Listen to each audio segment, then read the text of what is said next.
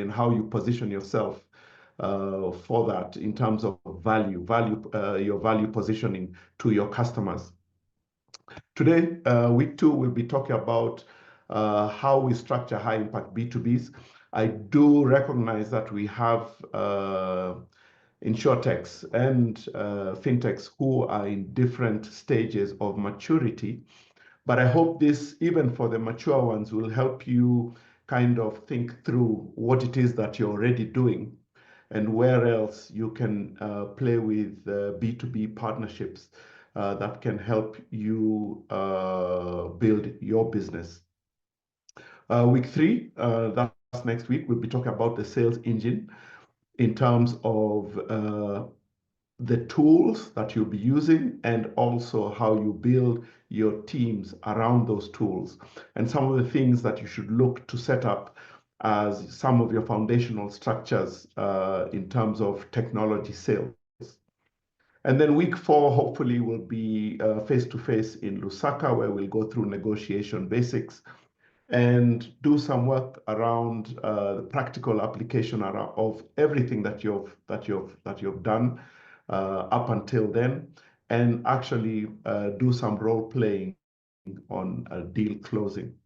So that's just an overview for those of you who weren't here last week of what we'll be going through.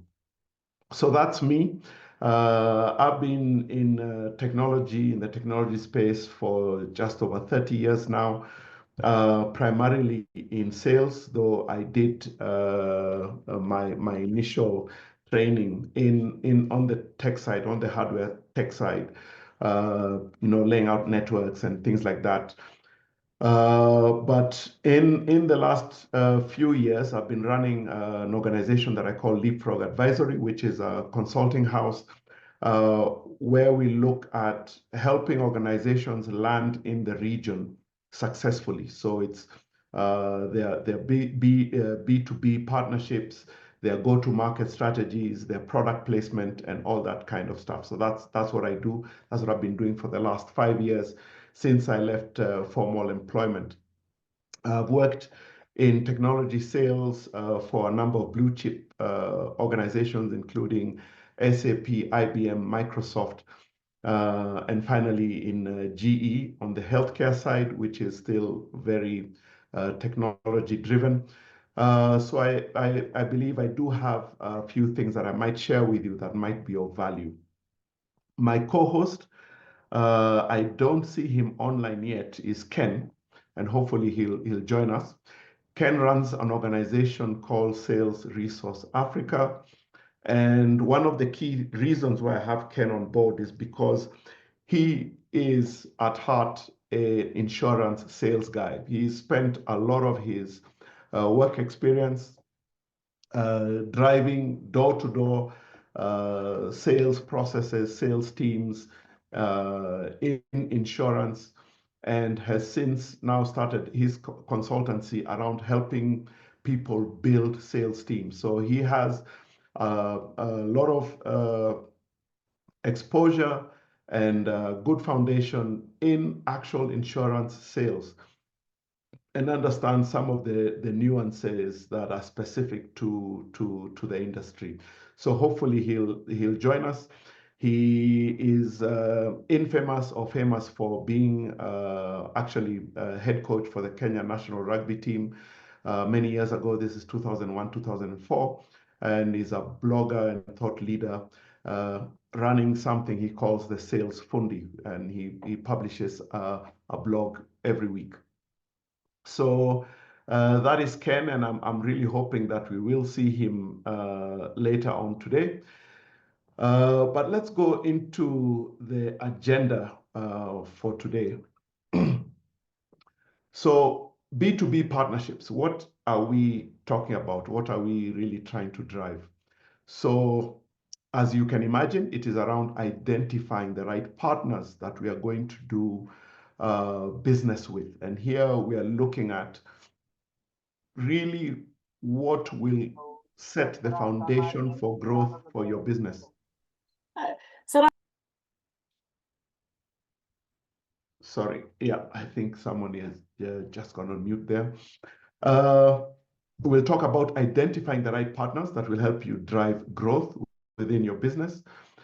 Secondly, we'll be talking about crafting this compelling joint value proposition. Last week, we talked about value propositions depending on whom you're selling yourself, who you're selling your company to.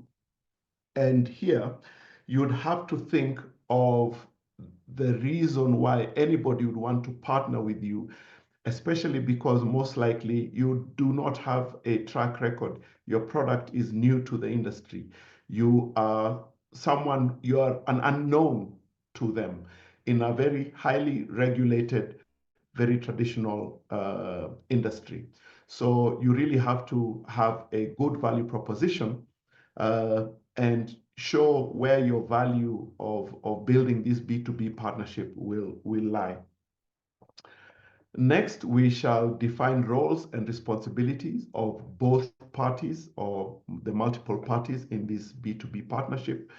We'll be talking about the commercial models, frameworks for co-marketing and co-selling, and of course, close with Q&A. However, if anything that we go through over the next about 50 minutes, 50, 60 minutes, please feel free to interrupt, put your hand up, and I'll be happy to address. Let me just check in on Ken quickly. I can see he's trying to call me. Just give me a quick second, please. Sorry about that. It seems that we're playing a bit of phone tag. Hopefully he will come back online. So I'm hoping that there aren't any questions so far.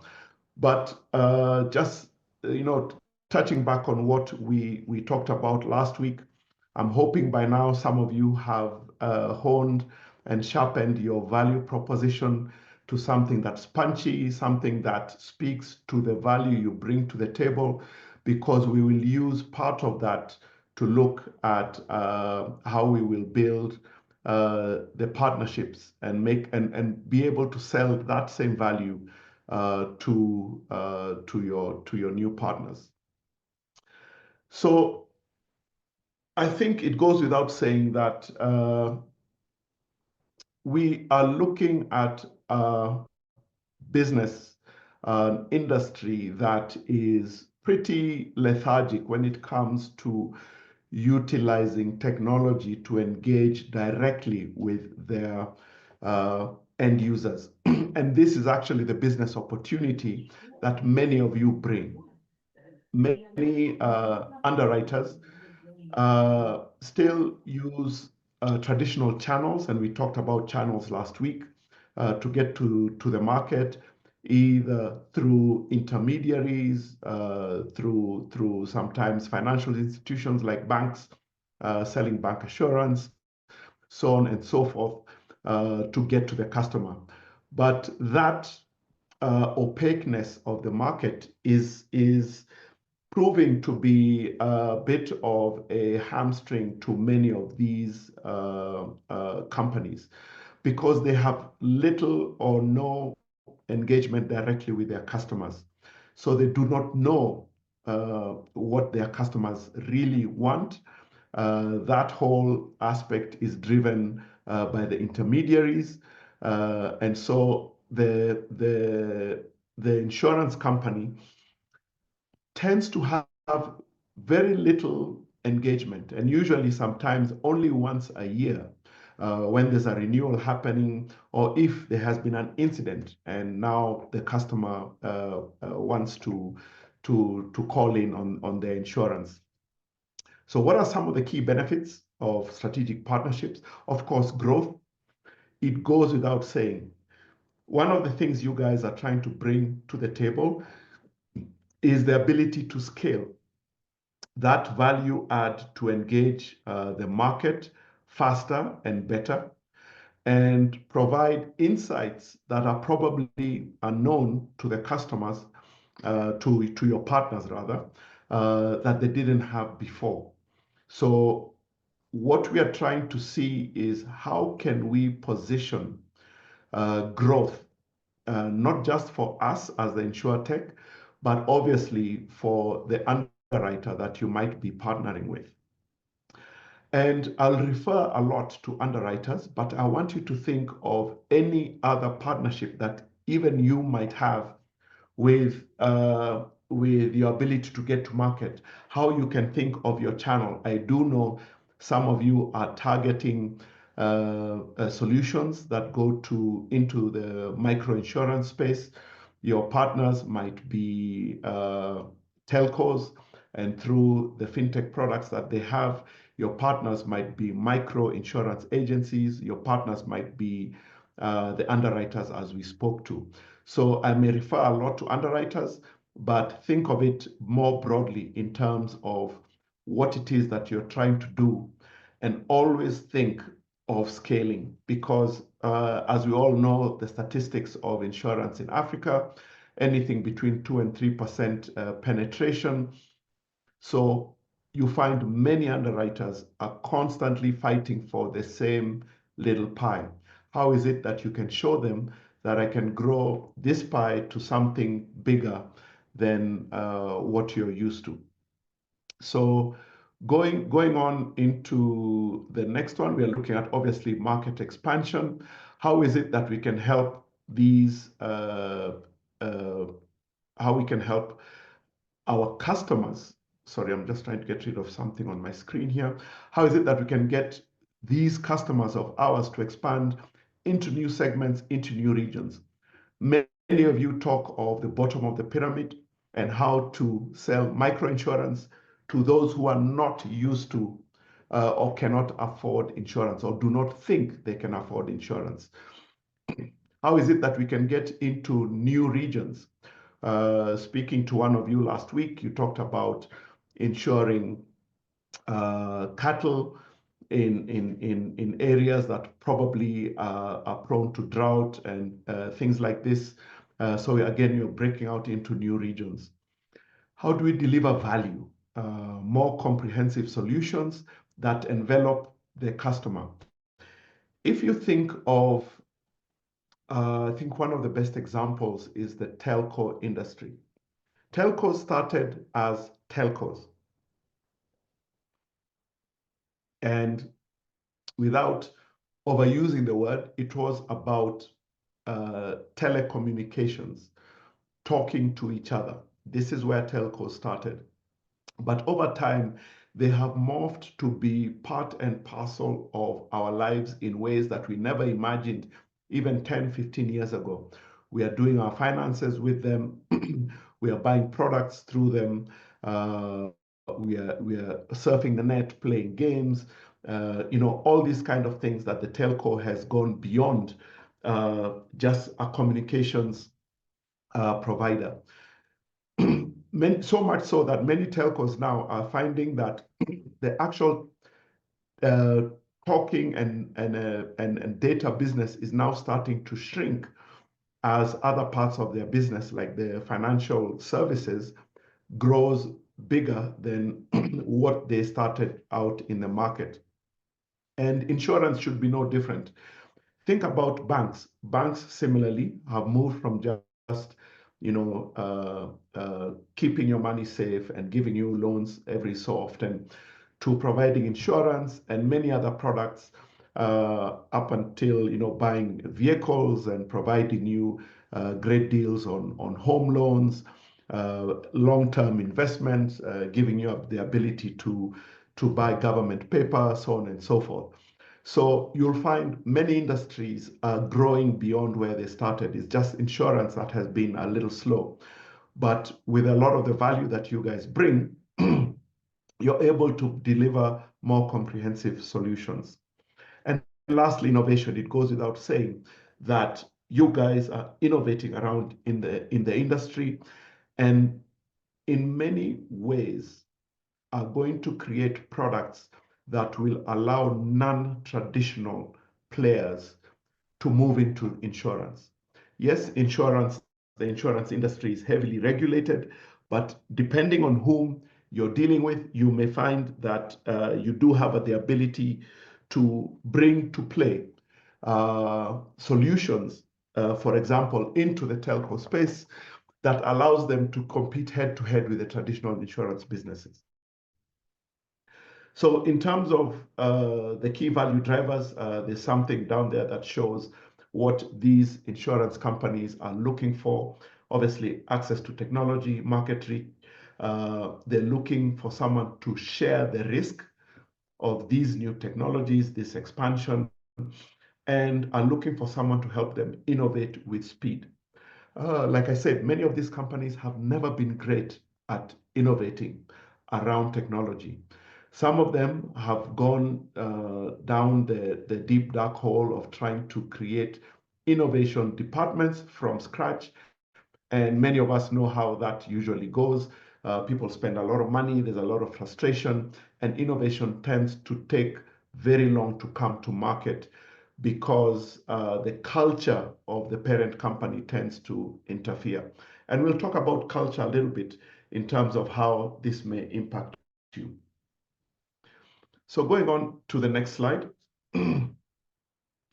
And this will require you to take a bit of pen and paper, or you open up your notepad on your device.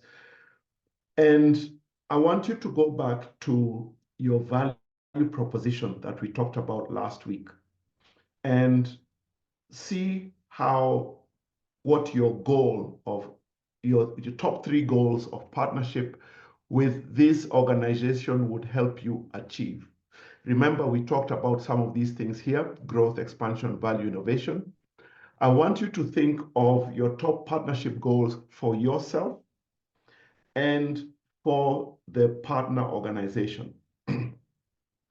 And the key thing here is that we want to try and see where there might be some synergies. You could draw, 2 big circles around these goals and see where we have an overlap of whys of the goals between the organization that you are partnering with and yourselves. And this will mean that you probably will not have those all now, but you will want to use conversation with your target customers to validate any assumptions that you may make today. So you want to look at target audience alignment. You may be looking at the bottom of the pyramid, but say, as an example, your target partner is Bupa, or one of these large global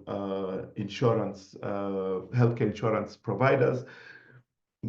And there's no alignment there because Bupa doesn't target the bottom of the pyramid. However, if your value proposition is to an organization that wants to extend itself to the bottom of the pyramid, then you can circle this as an area that makes sense. Similarly, some of you are looking at financial organizations as your partners, at telcos. Some of these organizations like telcos will already have a huge database of the entire population and might even be able to segment for you this target audience that you want. So there might be an alignment there. You want to look at complementary offerings. Like I mentioned, some of you are looking at broader financial services together with insurance. So you could be working with a bank, and because you're providing micro insurance through loans to your end customers, maybe those loans are coming from the bank. So again, you're looking for complementary offerings where there is value for that partner that you're dealing with, and there is value for yourself. You want to look at brand and culture fit. This is very important, and I mentioned this, earlier. Often we go out into the market and try and bag whoever comes to the table, whoever you meet at these industry events or on LinkedIn, on market research, all the stuff that is listed on the right side of your screen. But you find that the culture is completely off, and all it does is create frustration for both organizations. So you want to try and find out how our cultures aligned. And it will be more than just what they say what they put up on their mission statement on the wall. The culture will come through from people who have worked there and maybe even left, and they'll tell you for sure exactly what happens in that organization. So many organizations say we put the customer first, and until you deal with them, you realize that the customer is the last thing on their mind. So you want to see if there is brand and culture fit between your two organizations. Technical capability is an interesting one. And again, this might be the value that you bring to the table because they lack the technical capability and you bring it to the table. Or there might be a match in terms of the extension of value that you bring can still plug into the technical capabilities. This is often seen with many telcos. Being in Kenya, many of you guys have probably heard of M-Pesa and Safaricom.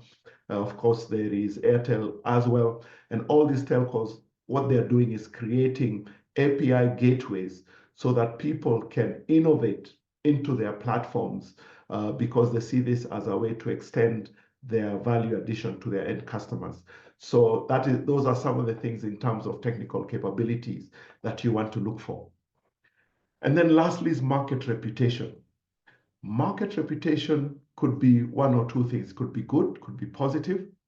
And if it is positive, it probably means that you want to work with these guys and ride off that positive reputation. It could be negative, and negative could affect you obviously badly if you're seen to be working with people who, for example, don't pay out claims. And that then impacts you as their partner because your brands are now seen as one and the same thing. So maybe let me pause there, give you guys 2 minutes. You can please ask any questions. But what I want from this particular stage is for you to jot down your 3 partnership goals and do the same for your partner and see where there might be an overlap.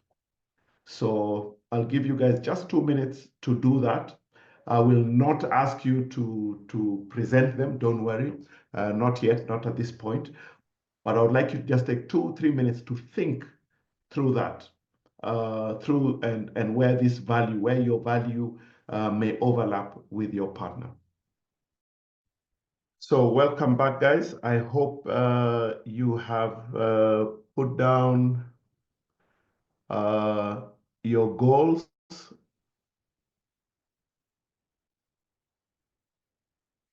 Sorry, I'm just going through the chat and see if there's any questions. These are all note takers. Okay, and let's move on.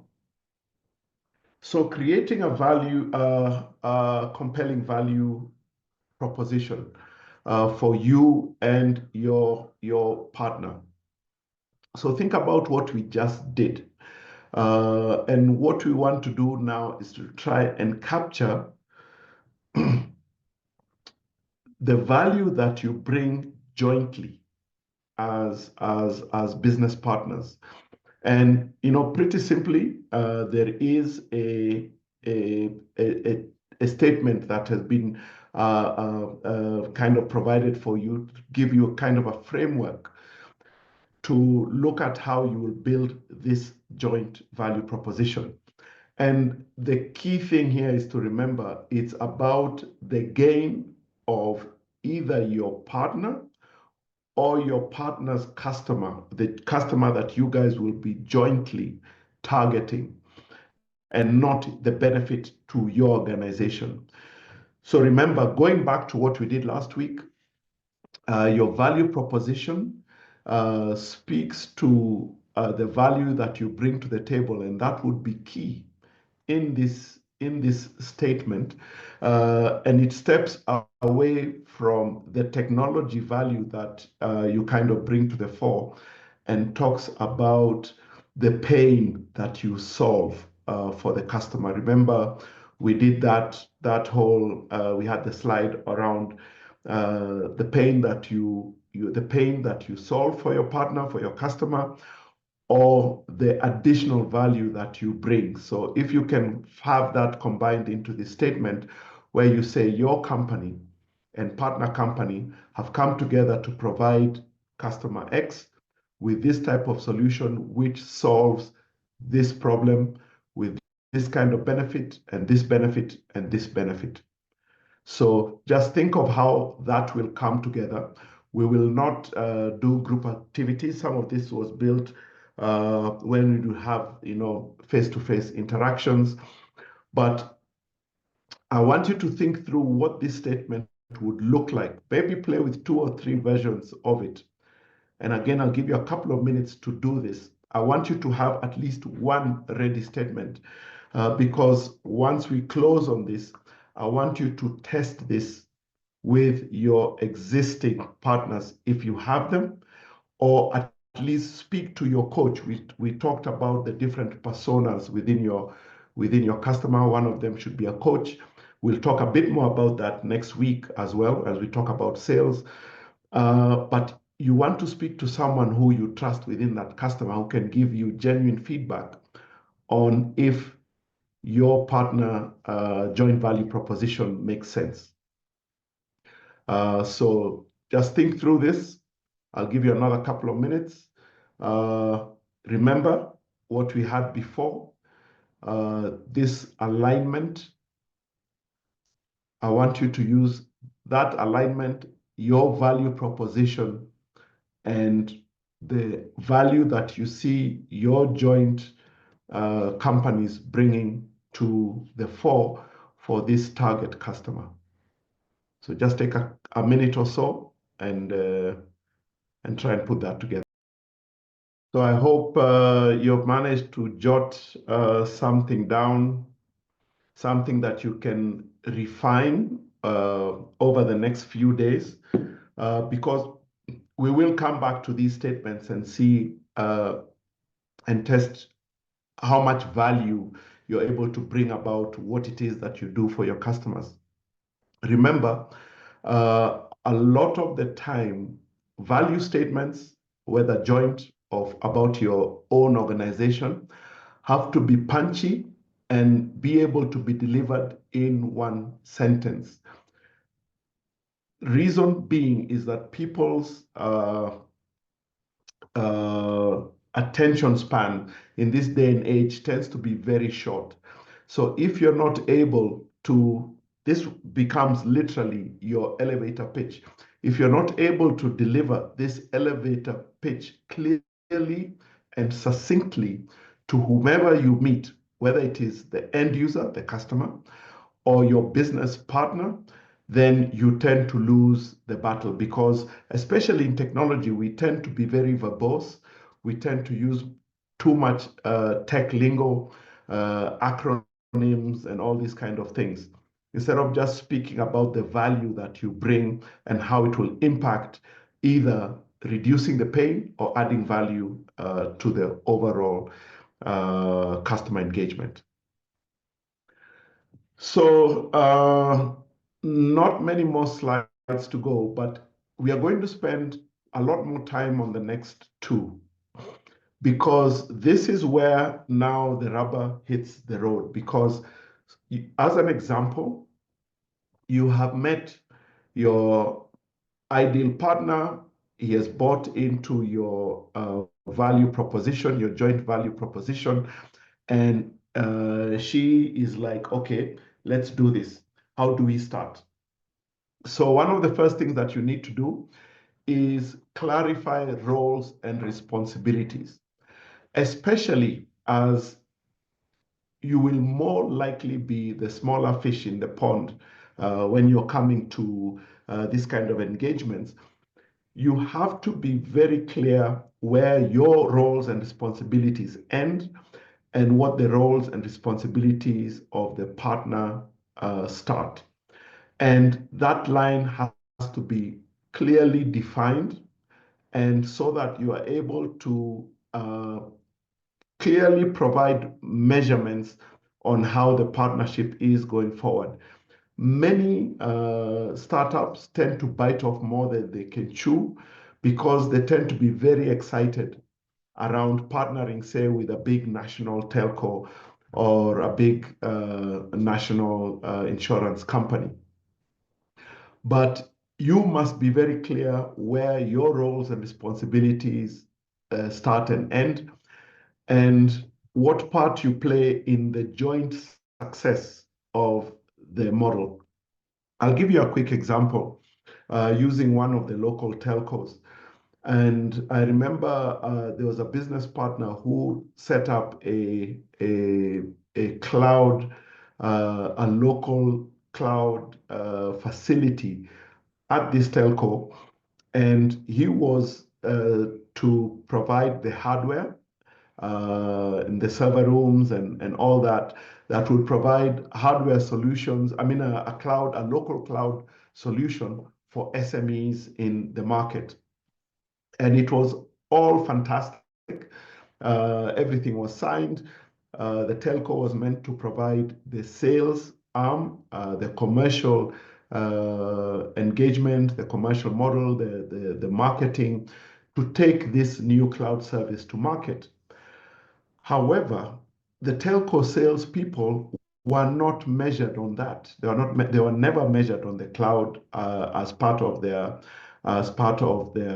objectives, because it kind of landed in the middle of the year and they didn't bother to change the sales targets for the commercial salespeople for the telco. So what happened? This thing, the tech partner set up. He did all he was meant to do, spent his money, set up this cloud service, but nothing happened on the other side in terms of going to market. And the thing fell on its face, and everybody was pointing fingers at everybody else that there's no market for these cloud services, so on and so forth. But in truth, it was just a small gap in terms of the accountability of the salespeople of the telco to take this new product to market. So the example I'm giving there just gives you an idea of how even something that sounds plausible, that sounds like the market needs it, can fall apart because of something as simple as salespeople not being rewarded for positioning that product. So the RACI or RACI matrix is something that is used often in terms of ensuring, of clarifying roles and responsibilities. And RACI stands for responsible, accountable, consulted, and informed. You want to create a table of a RACI matrix for all the aspects of your engagement with your partner and taking your new product to market. Who will be responsible, for example, for sales? Who is accountable? Is it the sales guy, me as the Insurtech, or is it my partner salesperson? Who needs to be consulted if we are changing the product, if we are changing the pricing, and who just needs to be informed? That's what RACI stands for. I'm sure all of you know about that. The key areas that you need to define are around integration. This is a key part, especially because I'm sure many of you are looking to integrate with your partners, either technology systems or their processes. So you're doing an anti-fraud AI platform, say for medical sales insurance, for medical insurance claims. So where do you integrate? At what point do you integrate? Do you integrate at the actual business end of the medical insurance, which is at the hospital, or at the point where the customer is engaged with a healthcare provider, or is it in the back end now within the underwriter's technology platform? So where do you integrate, and then how do you integrate? You need to be able to define that. You need to define the sales process. I think I've spoken quite a bit around how sales processes can go wrong, but you need to take into account, for example, some of you I know are looking at a national approach to getting, say, for example, to the bottom of the pyramid. that needs a whole amount of scale. How do you scale to be able to target, everybody across the country? You might want to use your partner's sales process, your partner's marketing prowess and money, but how will it actually work? Who will be responsible? Who will be accountable? Who needs to be consulted? Who needs to be informed? Who provides customer support? Again, your product integrates somewhere with their existing processes. If there's a query from a customer, who provides that customer support? Is your partner able to provide level 1 support and then call you for level 2 and level 3 support? Or are you the one who provides all the support for anything that happens? Are you able to scale that support in case you go global? And then finally, marketing. Of course, this is a big one. And the ideal way for this to happen is for you to have joint marketing plans that are, delivered to the target customers. Both of you are putting, your skin in the game in terms of raising funds to deliver this marketing. But you need to take into account that whoever is putting more skin in the game obviously tends to take more out of the success of the product, which brings us to the commercial models that we are discussing at the bottom there. So there is one of the more simpler ways of engaging commercially, which is a referral fee. So if, for example, you're working with an underwriter, with a big underwriter, and your job is to bring in business, similar to any intermediary, you would get a commission for a referral fee for sending qualified leads up that turn into actually insured lives or property or whatever it is. Simple. There could be a revenue share. In an example of, say, a telco, you could provide a model, say microinsurance. People are traveling. If I buy my bus ticket using the mobile money platform of telco A, that insurance is delivered by an underwriter who could be in the back end.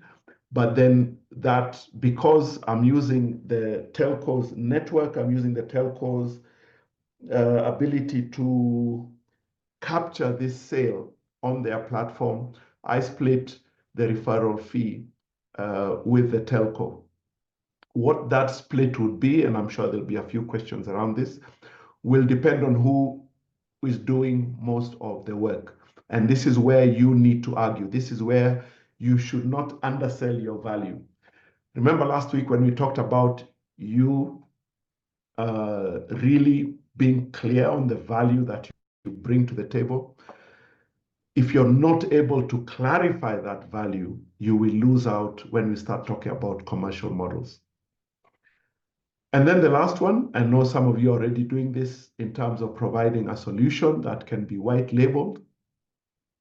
And you provide this solution to sit in the back end of your partner, your business partner, and it becomes their solution. They can brand it, and they either pay you a one-off, a monthly, fee like any other tech service nowadays, or you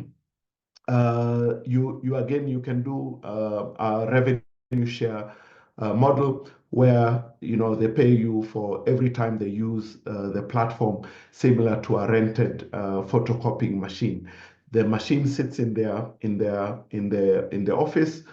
Your solution sits in their office, and they only pay you when they run processes through it. I've seen some interesting models around, for example, revenue share. So, for example, where you're an Insurtech and you say that we are so confident on our ability to capture fraudulent activities in insurance, that we will only ask you for money once we start saving you money or fraudulent transactions. So we will take a percentage of whatever we save you from fraud. So there's a number of you guys, I'm sure, who are probably approaching it that way.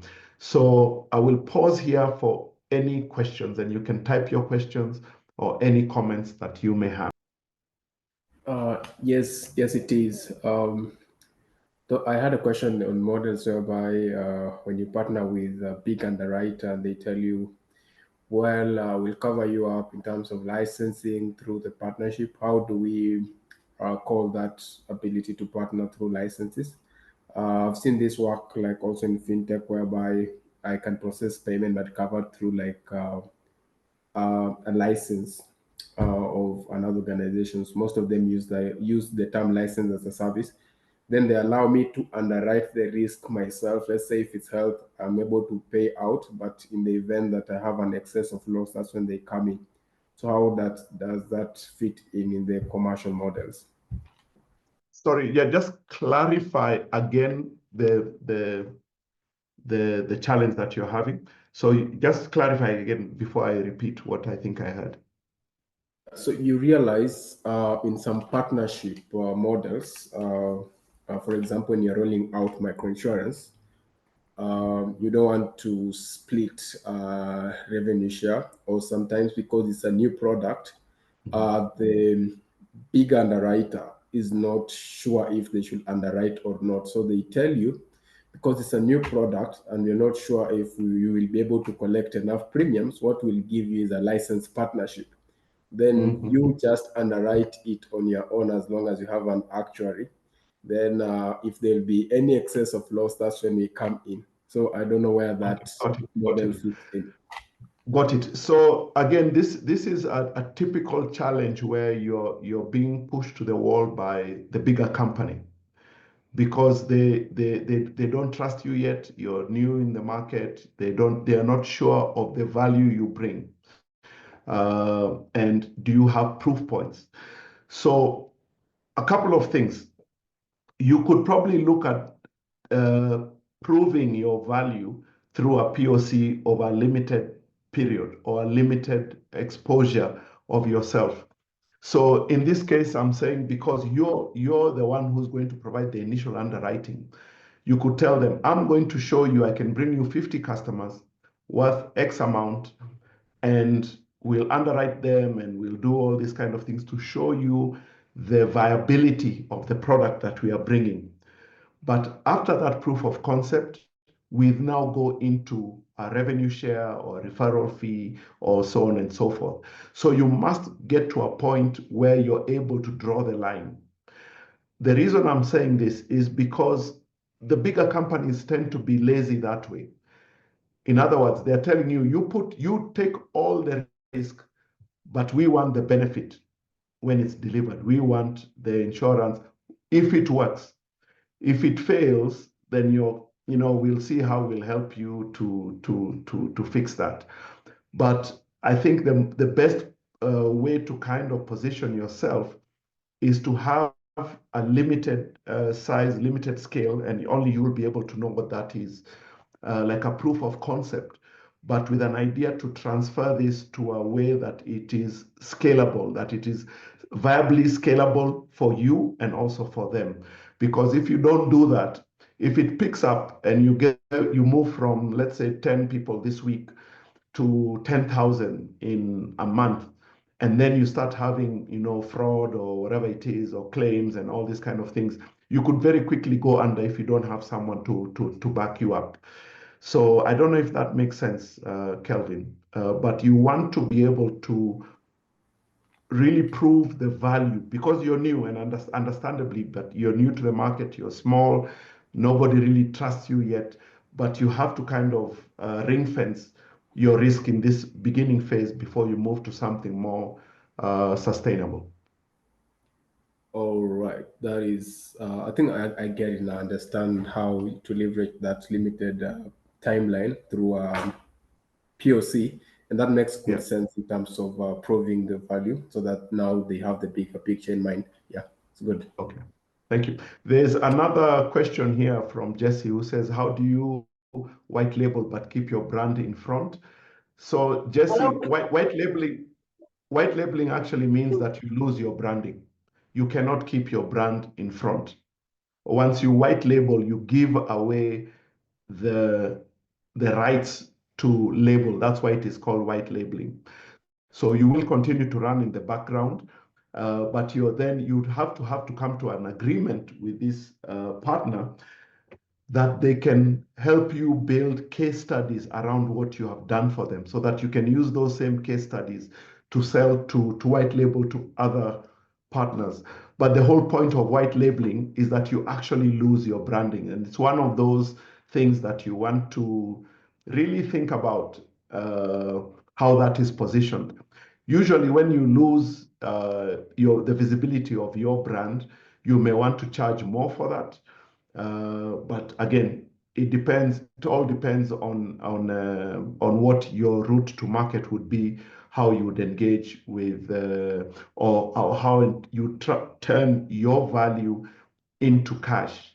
But white labeling purely means actually that you lose your visibility of your brand. I hope that answers your question.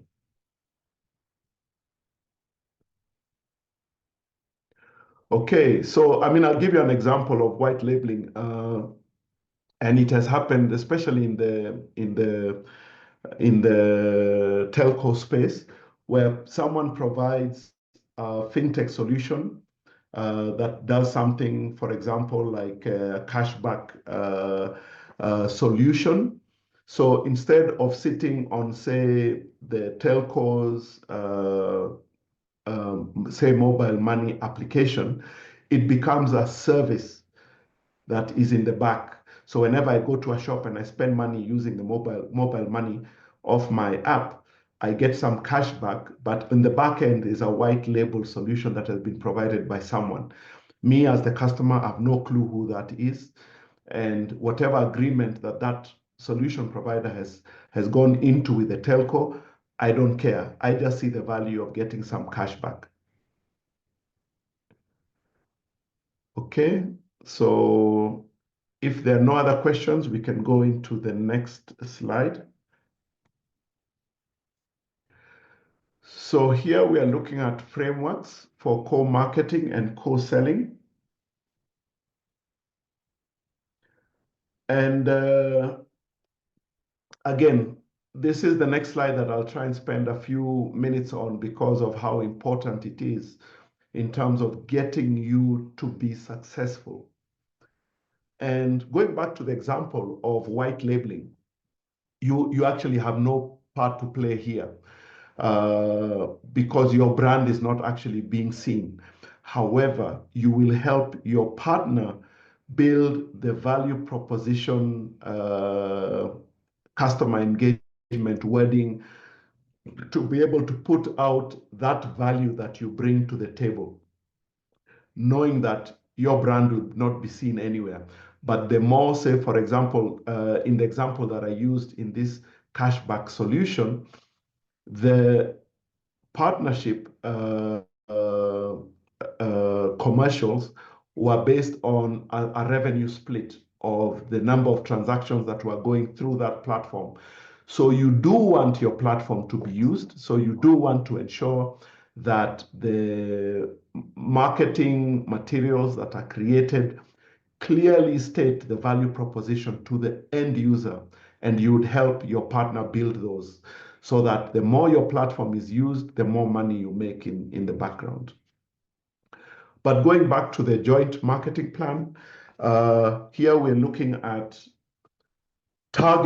ensuring that your customer segmentation has been properly done. For example, if you are providing a solution, a micro insurance solution that targets people sending packages across country with one of the courier companies, as they pay for their package, a simple menu pops up and says, add 5 shillings or 5 rupees, 5 whatever currency that you're using, and this will ensure that your package is insured until it gets to its destination.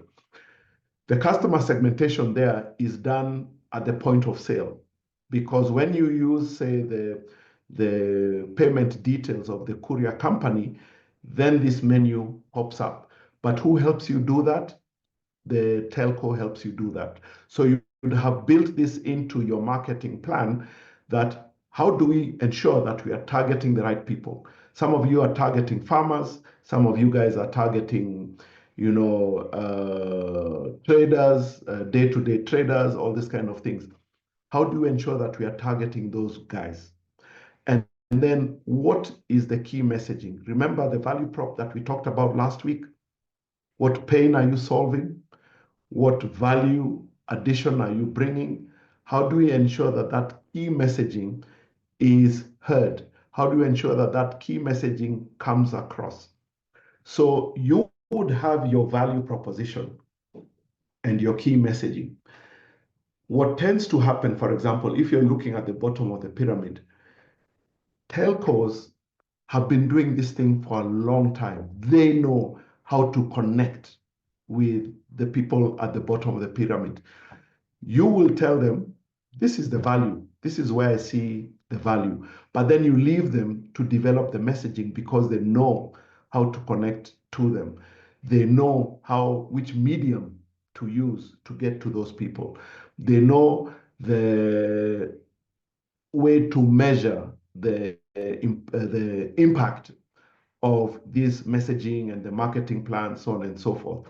Which brings me to my third point, is that you must know what your goals are. If our measurement is number of new lives coming on board, number of new insurance policies sold per day for people traveling from here to intercity within the country, how do I measure the growth? So for example, we have 100,000 people traveling every day in the country doing intercity trips. Our insurance products targets those 100,000 people.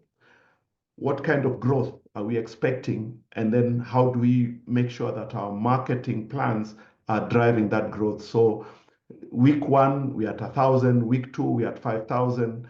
3 months down the road, maybe we're at 40,000 people. Of the 100,000 are buying travel insurance through our platform. Those goals will help you measure success and be able to prove your joint value proposition to your partnership. And this is why this is so important. I've mentioned some key milestones and timelines in the example that I gave. This must be feasible, they must be measurable, they must be real. And I think that's where many tech startups fail. A lot of us plan on spreadsheets and just pump in numbers, and you put out dates that look good so that you can sell to your investors, so on and so forth. But if your milestones are not real, it may lead to frustration with your joint partner. And this is where you can also use the experience of your bigger partner to tell you how impactful some of these engagements may be, especially when you're selling a new product. Many of these guys have tried to sell new products. They probably haven't tried the channel that you're bringing, and that's the value that you bring. But they will tell you, actually, these new products tend to take, 6 months to pick up. Or people buy this type of insurance in December, because that's when they're traveling with their families. When they're traveling alone, they don't care if their bus crashes, so on and so forth. So you start to gauge, the reality of what your key milestones and your timelines should be. Some simple strategies here would be webinars if you're talking to a small segment of the market. So I know there's one of your organizations that we have talked to that is selling a solution to automate micro insurance processes, to sell, to monitor, to do everything that happens in the back end of of insurance company. If you're to do one of the key partners who would benefit from this is the regulator of the insurance industry. So if you're to do joint webinars with the regulator around your solution to your target customers, who are these micro insurance guys, you start to see how you might have more traction. You might have a better pickup from the microinsurance guys who are buying into your solution, so on and so forth. You want to be able to build case studies that can talk about the value that you bring. There's events, so on and so forth. And lastly, of course, digital. Digital now has come to mean so many things. It could be the use of advertising, it could be the use of social media platforms, it could be the use of influencers, who has become a big part of how companies engage with their customers. So you want to think of all these things and which platforms, which channels would be most impactful for you to get this new product that you're bringing to market with your partner in front of the target customers. What will come out of this is a sales playbook, which is a joint guide on the joint offering, target customers, and the processes. Everybody must understand this sales playbook. And we'll talk about building sales playbooks next week. The reason this is important is, and I'll take you quickly back up to a previous slide, is it helps with this. It helps with this RASI or RACI matrix, depending on how you want to pronounce it. This sales playbook will help you define who owns what part of the engagement as we go to market. So there's a guide on the joint offering, the target customer, and the sales process. And you're able to fall back on this in case there is some disconnect. In case you want to review, you should be having a cadence of meetings, which is mentioned at the bottom down there, which are the meetings that will help you review, especially at the beginning. This could even be weekly, it could be daily, just to see how are we doing. Some of you I know are looking at creating a huge amount of sales agents who will position your products for you into the market. How is it that we ensure that these agents are being measured, are being excited about the new product, and are continuously, positioning your product into the market for joint success? And then where it's not happening, how do we fix it? And that's why the regular sales things have to happen much more in the beginning, and then it can slow down once things have kind of settled down and you've started to see a certain rhythm of how your engagement is happening. And lastly is lead sharing and tracking. Depending on your kind of engagement, how do you monitor shared leads over time and ensure that those leads are converted? There's nothing worse than you doing your bit of the marketing and bringing in a whole bunch of new customers, for example, in your case, Kevin, and then those leads are not being turned into actual sales. So we are all losing out. You're doing the hard work, you're bringing in the customers, and someone on the back end is not doing their job and turning those leads into actual insurance sales. So that's important that we are aware of what must happen and who owns which part of the engagement. Okay, someone is drawing on the screen. So any questions on this before we move on to the wrap up?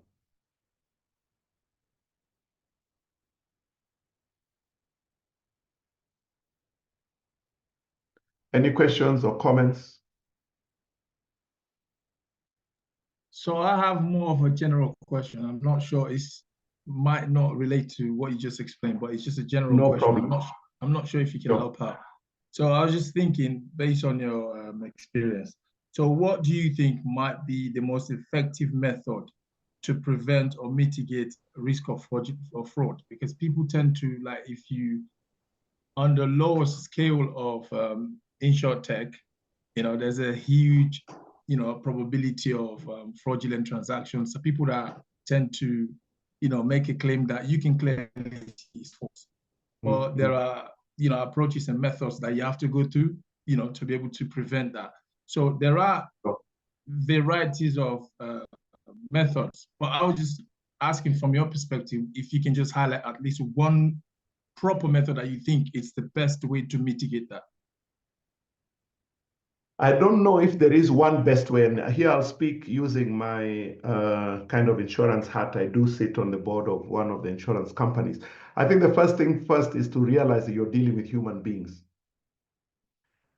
And once you know you're dealing with human beings, you know that there will be some bad apples.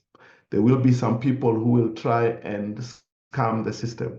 And it has happened, doesn't matter whether it's in insurance, it has happened in so many places.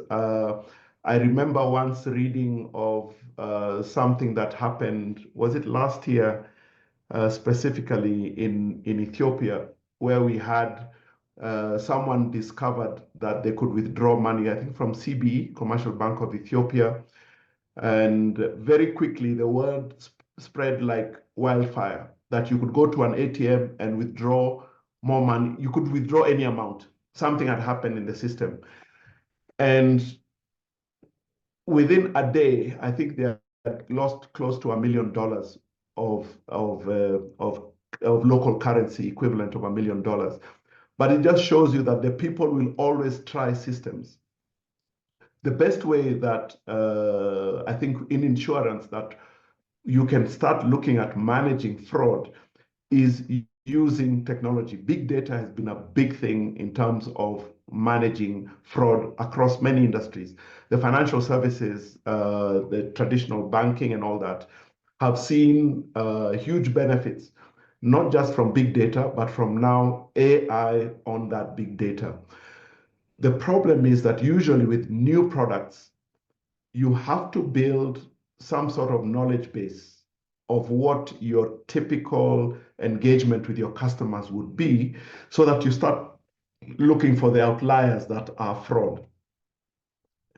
And usually the problem is that when you're starting with a new product, you might not have enough time to build on that before people are already starting to hit you with fraud. So I would say that in the beginning, verify first, be more structured around the verification of what fraud looks like so that your systems are able to start learning quicker. So that may mean investing a lot more in oversight, human oversight over claims, the claims process in the beginning to help teach the system what normal transactions are supposed to look like. And then using that to then now continue to learn as you scale. I don't think, and I would be wrong to say that there's any one best method. I think one of the key things is to also understand, what loopholes might exist. A lot of time we look at our technology and assume that it will, be the best thing since sliced bread in this industry without looking at the gaps that may lie on the back end. And I'm not sure if I've answered your question, but yeah, I think that's what I'll say about that. Yeah, so I thought so myself. So the reason why I'm asking that is because you just mentioned something about partnering with an existing big company or some company that's well established that's looking to penetrate into the micro sector of the insurance industry. I presume they have a sophisticated, well, it's just from a business perspective, they have a sophisticated method in place to be able to curb these kind of behaviors. But from my point of view, as an insurance technology company, there's minimal effort. I'm not saying that you shouldn't have something to, try and look at that because you have to have fraud detection methodology within the software that you're developing. But I believe the company itself that you're partnering will have something very substantial to prevent that. You're just basically merely backing it up. Is that correct? No. And this is the thing, and this is why I started by saying that many insurance companies are very archaic, especially they are only now starting to invest in fraud, in technology, really investing in technology beyond just having an accounting program. So a lot of the time, a lot of these processes, even claims processing and all that, was manual. And then you have to remember that fraud is also very sophisticated, especially, so I'll give you an example of healthcare. Fraud starts not just with the person walking in looking for, healthcare services, who is using his brother's card. So that's the first fraudulent transaction. The second person who's, perpetrating fraud is the healthcare provider, who then tells this person who's come in complaining of a headache to then go for, 17 different tests because he has insurance. And then, so you see, then now there is somebody probably sitting even within the insurance company who is the back end of the fraud engine and approving these fraudulent claims. So fraud can be very complicated. And that is the problem with fraud. And that's why I started with, remember, you're dealing with humans. So if somebody is part of a chain where they're getting some sort of value, a lot of the time, the fewer humans that you deal with, the more likely you are that you're going to catch up with the fraud. But going back to answer your question, many of even the big insurance companies are only now starting to invest in these technologies. They don't, and that's where they're looking at people like you to be able to provide these kind of services. Great. Okay. Thank you. All right. So if there are no more questions or comments, I don't see any other chat. I think we could wrap up as promised. Just about an hour of this today. But again, start with clear shared objectives. The process that I challenge you to do at the beginning, just 3 or 4 of your goals, 3 or 4 of your partner goals, and see where there is an overlap. Some of the questions that have been raised now are a good idea of some of the challenges that the bigger companies are having. For example, healthcare fraud. And I'll tell you one of the things, for example, I'll give you an example of Kenya. Healthcare fraud is so bad that you tend to find that most insurance companies, and this is public information, have a claims ratio of close to 80% or above. The margins are so slim that any changes in pricing tends to wipe away those margins. So many of the insurance companies, specifically in healthcare, are living hand to mouth. In the motor insurance, many of them are at a loss, again, because of a lot of fraud in that industry. You have somebody who has an old car, it's a 10-year-old car. He has a small accident, breaks a light, but the light that he wants to buy for his car is brand new. So it's that kind of thing, not necessarily fraud, but that's the way the market works. So how do we fix that? So look at the pain points that the industry is suffering, and what are the strengths that you bring to reduce that pain and increase value. Craft a compelling joint value proposition focused on the customer benefits. The end user benefits are always the best place to start, and then move to your partnership benefits. Don't think about the benefit for you. Always keep that in mind, but that should not be what you're leading with. Define clear roles and select appropriate commercial models, implement structured co-marketing and co-selling frameworks, and continuously evaluate and refine the strategy. As your business grows, as your partnership grows, you should be able to look at new ways of engaging. And these ways of engaging could even be from a commercial perspective, where you say, well, we are below this amount of market penetration, this is the amount that you'll pay me.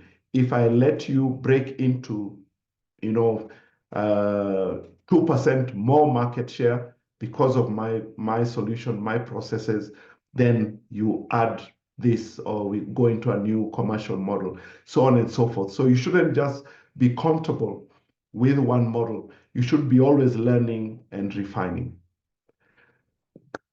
Questions or comments? Yeah, comment. So this Sure. is Vusi speaking, and Hi, I'm from Vusi. Aura.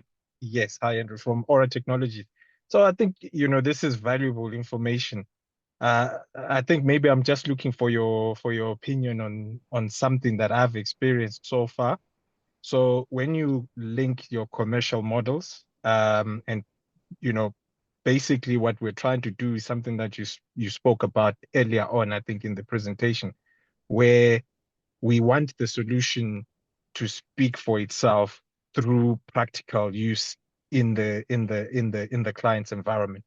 So we rather opt, as opposed to maybe having the normal setup fees, license fees, and so forth upfront, where there's a capital investment that they need to make. We are rather opting to say, let's deploy the solution, see the value, use it, though is the condition. It's got to be used. So right business using it, and then Sure. we guarantee that you save money, and you actually begin to make money with it as well. And so it pays for itself. The problem that I am facing is that in certain markets, because I don't have boots on the ground, I am in the partnerships now. I'm dependent. You find that, when you're looking for some kind of projection from the partner, not that they are bigger than us or anything like that, but they are a critical partner because they have access to the market that I don't. So I need them. But they cannot give me any indication what kind of business I can expect them to write. And so it's just a gamble. You go in and deploy, they don't write the business and you've lost money. So my question is really around, I know I saw the RASI model that you showed. What can one do in a case like this to ensure, so normally we'd be looking at business cases. It's hard to develop them because they lack the intel. They're in the market, but either they don't have it or they don't want to share. So that's the challenge that I've just seen in recent times, where the decision making is difficult because I'm lacking information. The partner is willing to partner, but they don't have the information that would make it a sound decision on the partnership based on critical data that's available. That's the sort of the insights that I'll pick from you. Okay, so without obviously having deep insight into how your actual engagement is, I would look at point number 5. So the first thing you want to do is learn. Hopefully there's some learnings that you're getting from this engagement, and you want to change your engagement model to take into account this thing that you're learning, that your target customers probably are not going to be able to give you the information that you need to make better decisions. So how is it that you can then reposition your solution so that the joint value they see right now, I don't know exactly what your solution is, but right now I don't think your customer, because he has no skin in the game, doesn't feel the need to go the extra mile and provide you with the information that you need, because it has cost him nothing, it has cost her nothing, because you have done the rollout yourself, and then now it's you are relying on them to actually use the software to go to market and make things happen. So how would we change this? And maybe this is a nice opportunity for a one-on-one, so that we don't have everybody now understanding exactly what your business does and how it does it. But you would want to rethink around, how is it that we ensure that this customer that is coming on board has some clear skin in the game.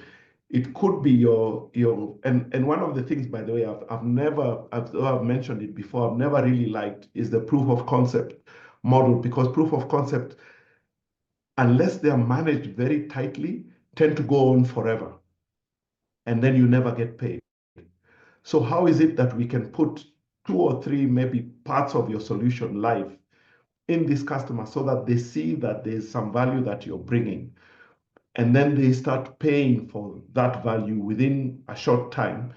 Because once they start paying for it, they will start driving their people to make sure that it works. I don't know if you see what I'm saying, because right now, the way it sounds is that your initial, go to market. Again, I understand fully that many of you guys are looking for a way to get people to try your solutions. So literally almost giving it away and then hoping that we will prove ourselves and then get some money back. Yes, you can do that, but it has to be within some sort of ring-fenced project or model that then allows your partner to have skin in the game. So you'd want any new engagements, whatever learnings that you've had so far, take those into account and see how you can reposition your product into any other new engagement that you have, so that the commercial proposition, the commercial model that you're using between you and your partner is clearer, and they have skin in the game that forces them to start participating in the success of the joint proposition.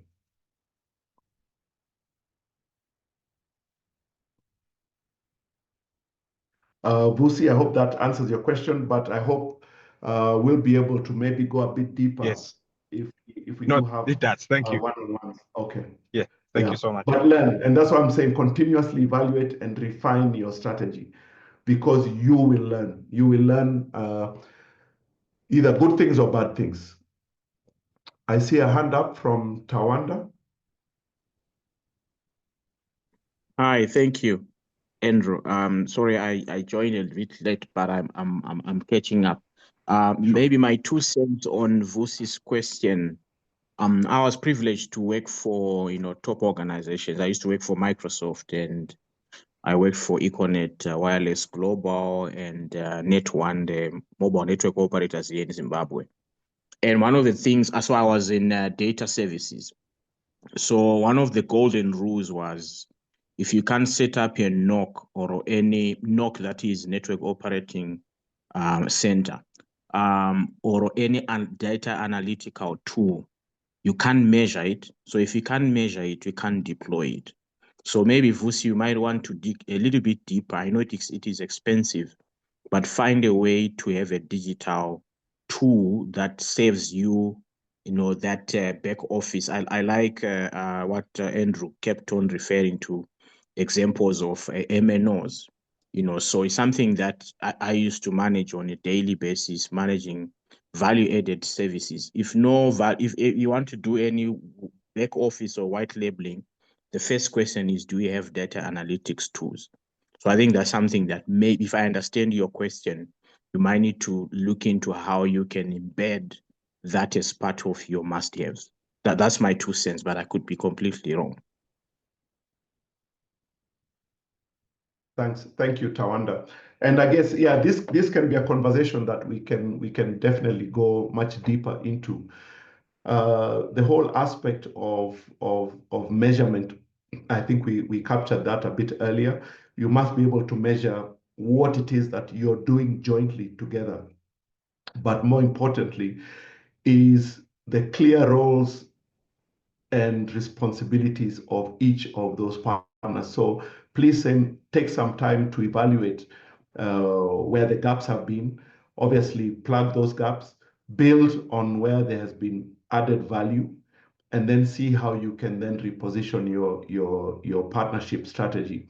One of the things that came to mind while Tawanda was speaking is you might want to take on 1 or 2 good ones, almost pro bono, and do your POCs with them, and then show that value, capture that value proposition and how your solution changed the engagement in the market. Create this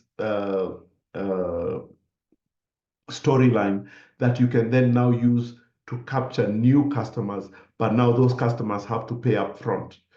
But you have proven the value. So you don't want your first, route to market to be pro bono for everyone, because otherwise you'll never get paid. You'll just stretch yourself, too thinly on the ground, and next thing you end up outliving your revenue. Okay, any other questions or comments before we close? I think that was the last one. I think a question that I want to leave you here is, will your partnership outlast success? And this is a key one. And I think Tawanda mentioned, I'm sure he probably saw some of this happening. It's a big issue here in Kenya, I know, with a couple of the telcos, where successful ideas can be assimilated, and sometimes the people who came up with those ideas are not rewarded. So will your partnership outlast success? I want you to think about that. What does scale look like to you and your partner? And if you're wildly successful, for example, one of the telcos here claims they crossed the 50 million user mark recently, about 3-4 months ago, and which is important because we have about, I think, 54 million Kenyans in total, including babies. So it's a big number. If your solution was to get to that scale, will you survive, the partnership? Will the partnership survive? Or are you able to go to the next level and maybe even go global? So think about this. Will your partnership outlast success? And I would like to leave you with a couple of books that touch on co-innovation B2B partnerships. One is called Co-Elevate, how to unlock business growth and consumer value with strategic partnerships. This is by Richard Ezekiel. It's a new book, a new paper done in 2025. And then Business Partnership Essentials, a step-by-step action plan for succeeding in business with a partner. This is by Doreen Lahavi. So thank you very much, guys. If there are no questions or comments, just leave that slide up for you to maybe take notes. I will be sharing the slide deck as we did last week, and I'll be looking forward to meeting you guys and probably have more one-on-ones around this topic as you build your B2B partnerships. Thank you very much. Thank you, Andrew. That was a really nice session.